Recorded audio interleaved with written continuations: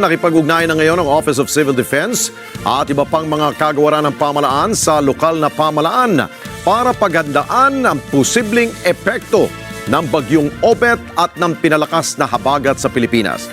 Bukod sa relief packages, nagtalaga na rin ang otoridad ng evacuation centers at quick response teams na siyang tutugon sa mga maapektuhan natin po mga kababayan. Vin Pascua, balita.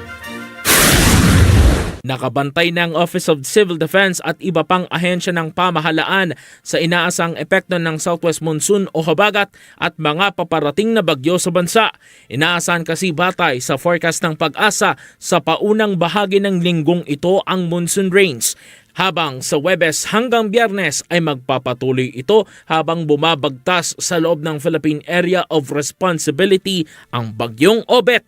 Ayon sa OCD, katulad ng nangyari sa pananalasa ng mga nagdaang kalamidad, posibleng makaranas ng baha, landslides at iba pa na maaaring makaapekto sa iba't ibang aspeto tulad ng transportasyon at agrikultura.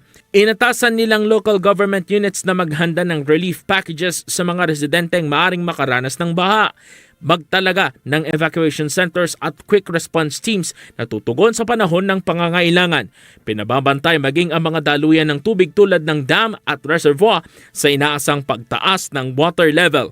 Payo ng OCD sa publiko, maging alerto at sumunod sa abiso.